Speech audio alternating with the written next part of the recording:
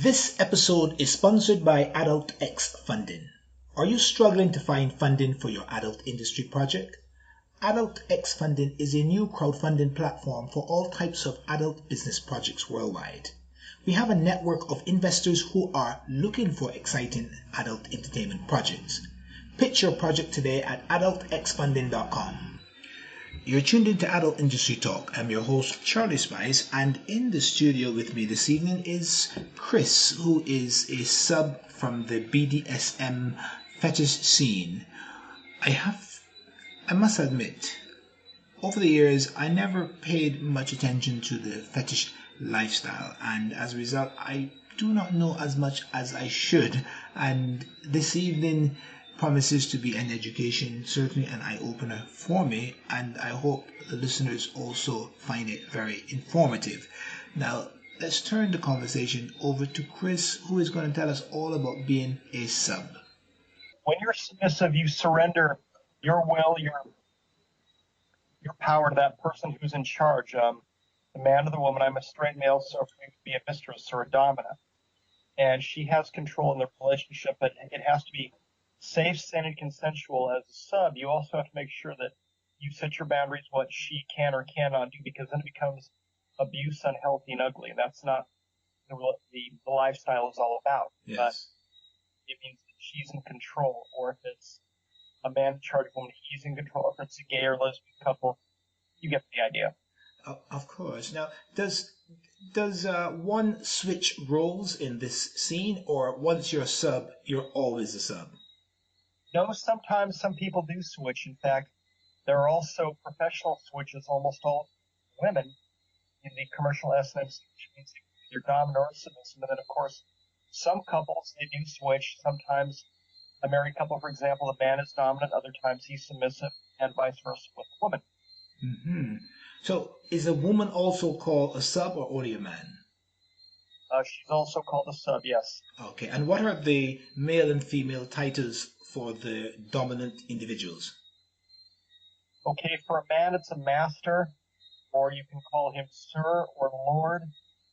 Sometimes, I will admit, I have a dominant persona known as Lord Christopher, but he is very rare, or you can call him Dom. And then for the woman, it's mistress is the most common one, but also goddess, and in Spanish, diosa, and which in Spanish from them, dios, dio, and another for the woman would be Contessa, princess, Yes. all sorts of royal titles as well. Wow, that's interesting. Quite a few of them. I've noticed that for some people, being a sub is a full-time lifestyle, and for others, it might just be an occasional role play to escape their realities.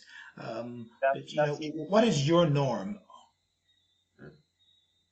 Well, right now I've been inactive. I live the lifestyle when I can, as it says on my FetLife page. FetLife is a social network for people that are into the BDSM fetish lifestyle, and it's a global social network.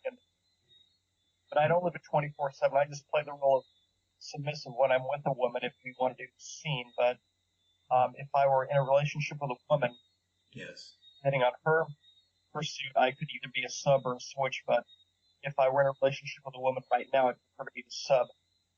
Mm-hmm. What is the commercial potential? I mean, for you, is it commercial or is it just a personal thing? It's both, actually. I plan on making my comeback in the adult entertainment industry, and I would like to do more videos, including webcam and dabbling in virtual reality as a sub in front of a camera. But also it's a personal thing too. And from a commercial aspect, it's mostly women who are professional dominatrix, the proper title dominatrix, and many of those women can be very, very lucrative. Yeah. Okay. So if you decided to go commercial, what are the strategies you would employ to go commercial? Well, we're starting right now on your network, the Adult Industry Association, where I would have my talk show where I talk to people and be the chapter manager, talk to people, women in the scene, and I would work with them if they wanted to do their live shows or videos, and then Yes. make myself known out there, contact Mm-hmm. people in the scene that would be dominatrices, webmasters, production companies, or even make my own videos because I do have my own equipment, but I do need to upgrade it anyway. Yes. That's how I'd go about it. It would be through social networking, through the telephone, Skype, like we're doing, the usual channel. I see. If a sub were unhappy with the mistress or the master, is there the possibility to say, let's get a divorce. I don't want this relationship anymore, or are you locked in the Oh, situation? absolutely. Oh, Okay. yes. Oh, yeah. Hmm. Tell me something about the interaction. Now, I see various degrees of techniques, and also the varying degrees of pain that is inflicted. Uh, Tell us something about that interesting interaction where there's pain inflicted. Okay, well, first of all, a scene has to be negotiated. And like I said, it's safe, sane, and consensual. That's kind of an unofficial motto in the S&M community worldwide. For example, in a commercial scene, the male client who becomes the sub or the slave for an hour, 2 hours, negotiates with the professional dominatrix Yes. what his or what he wants to do, such as restrictive bondage, rope bondage, spanking, flogging, whipping. And there are also some things that are taboo. For example, with me, I won't do anything with children, nothing with animals, nothing with blood, nothing with bodily fluids, and I'm very limited on electricity, so that has to be clarified before a scene is done. And then also, men and women who are submissive have what's known as a safe word if the pain becomes too great for them, where they will instruct the top to be easier to stop, take a break, and then they'll give the cue to starting. I have to pose this question. It's, when you are subjected to techniques that are painful, does it sexually arouse you, or is it just a mental thing that explain that dynamic for me, because I fail to see how you can get aroused by by being tortured. Well, with me, it's both. When I'm with a beautiful woman and she's dressed, for example, in tight leather pants with her thigh-high boots and a corset, and she's torturing my nipples, for example, it's painful, but it's a sexual and a sensual arousal for me, and with a lot of other men. And then everybody has their erogenous zones on the body, for example, the genitalia, the nipples, the buttocks, Yes. even the hair, the neck, the face, the buttocks. So for both. Okay, I used the word just now that I'm not sure I should have used, but is it correct to use the word torture to describe the more hardcore techniques used to inflict pain on subs? You can, if the man or the woman, if the dominant sub, excuse me, if they want to use the word, then that's fine. Some prefer not to. With me, it's like I'm indifferent to it. I really don't care, if that makes sense.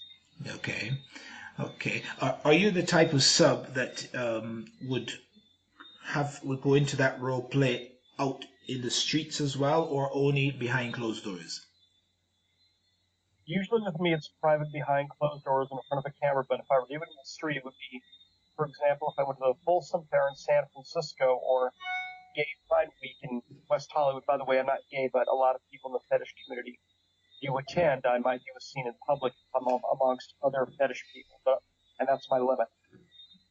Mm-hmm. One thing else, if I were to do a lot, forgive me for interrupting. No, it's okay. In the 90s, when I was more active, I would do live shows in front of an audience, so I do that public part as well. Mm-hmm.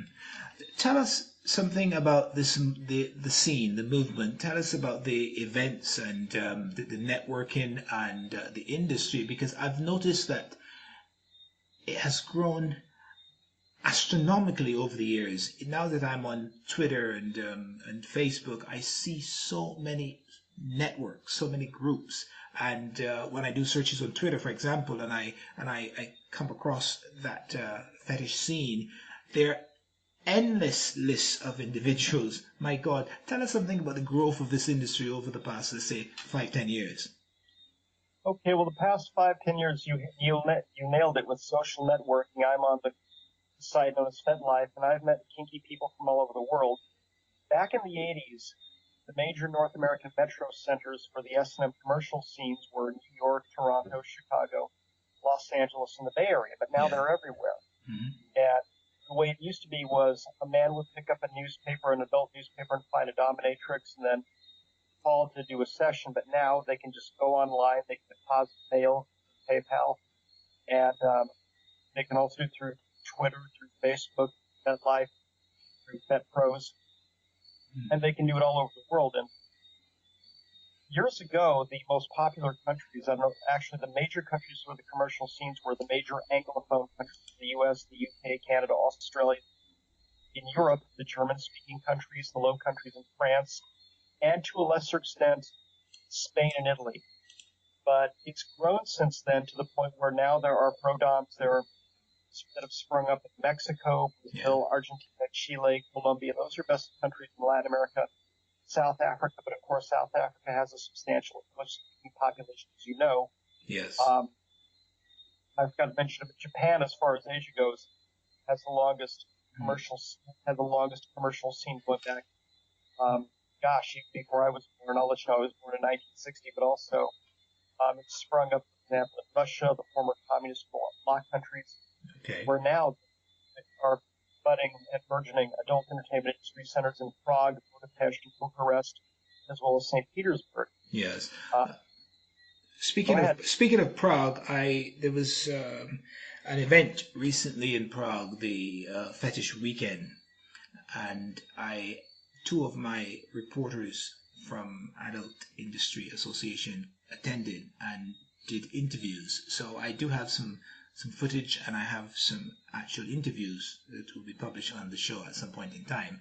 But they were very impressed with the presentation of the entire event. They were very impressed with the level of participation and also with the engagement and how committed and involved these participants were in terms of, they lived it totally, they said, and they were shocked. They'd never been to an event like that. I have on a number of occasions in the UK and other parts of the world, but so it's very well subscribed, and I see some amazing things. As a matter of fact, we're going to have to talk about a strategy how we can envelop that industry and bring it in under the umbrella of Adult Industry Association to become members, because that is a massive section of the adult entertainment market.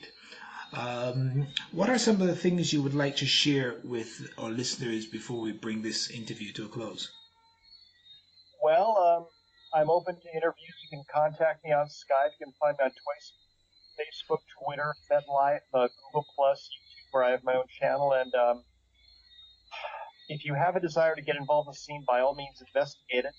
Trust your own instincts. Make sure it's something you want to do. Do I really want to do? Because it's not for everybody. It's not where a woman can just buy a pair of boots, a flogger, and then some rope and just beat the shit out of men and get paid for it. There's a lot more work to it. But then again, the S&M lifestyle, it's not for everybody. But just if you really want to do it, investigate, explore, take it little by little. If you like it, great. If not, then so be it. There are some.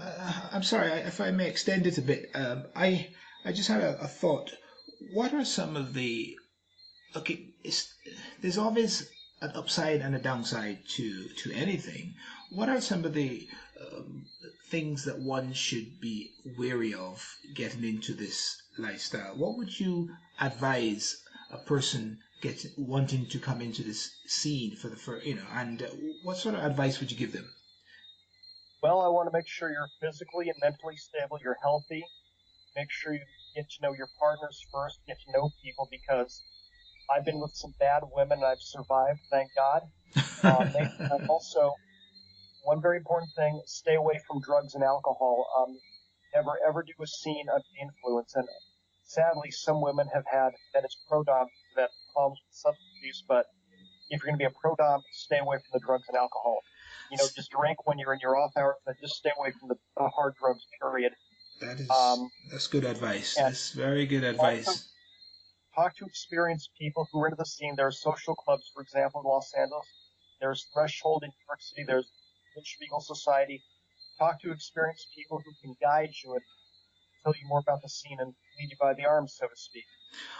What are the precautions that must be taken when it becomes very hardcore? I've seen videos and pictures of techniques that are extreme. I mean, out off the chain.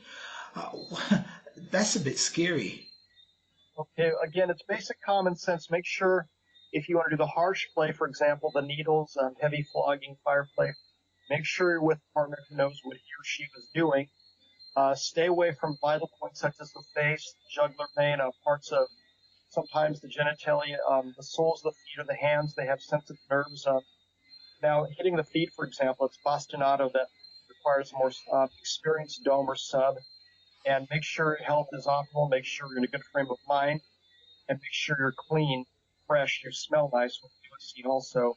And again, no children, no animals. Don't work with handicapped, mentally disturbed people. No way. There's obviously a very thin line between, stop, no more, and continue. What are some of the? Have you ever heard of instances where it became, where police had to get involved? Because I can imagine it might be difficult is maybe not the right word, but some mistresses may go too far. Have you ever heard of incidents where it has become, or it became a situation where the authorities had to get involved? Yes, I dated a woman who was a pro dom, and she's since I think deceased. One of her clients became a stalker, and the police had to get involved and bust her because she had her studio in her home, which was illegal in the city of Santa Monica at the time. And then sometimes, yes, you may have to get the police involved. I remember there used to be a commercial place in West Hollywood where the man who owned it actually firebombed a couple of rival commercial parlors, and the police had to get involved, and he was arrested. So, yes, there can be some dangers involved, but make sure you're safe and keep your cool about it. And the dom should always make sure that her client is mentally stable, and the woman should also treat her sub the same way, not do anything illegal. Mm-hmm. Can a mistress have more than one sub? Oh yeah, absolutely. Okay. Can a sub have more than one mistress? Some do get away with it. Yes, they can. If you do it from the commercial side, yes. And actually, there are some subs that do have more than one mistress. I saw a documentary on the dark web, and one of the features was a mistress and a sub having a relationship online. They'd never met, but he was extremely subservient and submissive, online. And could you explain that dynamic to me? I mean, they're 2,000-3,000 miles apart, and yet she has that power over him, and he is openly saying on television that he submits totally. What sort of chemistry exists for that to happen? Well, that would be purely mental. They see each other, no doubt. They look at each other's faces, or at least I hope they do. On screen, yes. And in his mind, he really likes that woman. She likes him. It's a two-way street.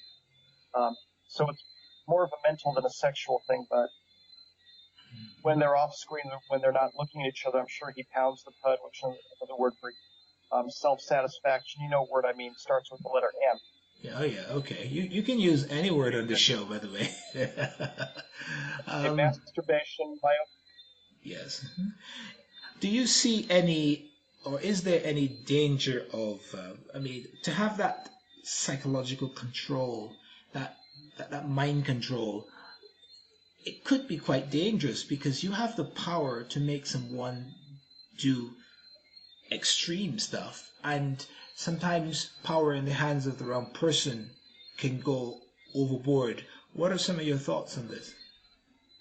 That can be possible. Again, the sub has to be strong, know what he or she is getting into, and he has to consent with his mistress or master, and vice versa, and make sure there are limits set. But otherwise, if they don't, if the sub doesn't, he or she can take advantage and actually ruin a person, make them a mental wreck, and actually hurt them, which is not what I'm about. It's not what it's all about. Wow. No, very interesting. Well, Chris, I want to thank you very much for coming on the show. I'm sure I'll have you back again because you've now whet my appetite for more information about this fetish scene. I don't think I would ever become a sub. I don't think I would ever become a sub or a master. Lifestyle, sexual orientation, subculture scene, but I'm glad I can educate and enlighten. I'm sure I did the same for the other people who are listening online. I'm glad to have been here tonight. I'd love to come back again. That would be great. You've just given me an idea, actually. I think that we should perhaps have a show dedicated to this culture, this scene, and invite masters and mistresses and subs to call in and have a bit of interaction. So that could be an interesting discussion, but we'll talk about that off air. I'm up for it. Okay, fantastic. Okay, Chris, I want to thank you very much for coming on the show. It has been a pleasure. Well, so thank you. Absolutely. Okay, we were talking. I was talking with Chris, who is a sub from the BDSM scene. Very interesting conversation, explaining how he got into the lifestyle and how it actually works. It was indeed an education for me because although I'd been around the industry for so many years, I never really took an interest in that area of adult entertainment, although I found it very intriguing. So I'm very happy that Chris took the opportunity to come on the show and impart some of that interesting stuff on me and the listeners. But we have come to the end of this episode and it's time to say goodbye. Thank you all for joining us. So I'm out. Unfortunately, we have come to the end of this episode of Adult Industry Talk. I would like to thank our sponsors, guests, and our production team. I would also like to thank our listeners for tuning in and giving us an audience. We appreciate your support. If you have an interesting experience, opinion, or agenda about the sex or adult industry to share with our audience, we invite you to be a guest on the show. Please contact our production team at charliespice@gmail.com or visit our website at adultindustrytalk.com. We hope you enjoyed our broadcast. You can listen to a repeat of this episode in the archives at any time in the future. Simply go to our website and follow the links.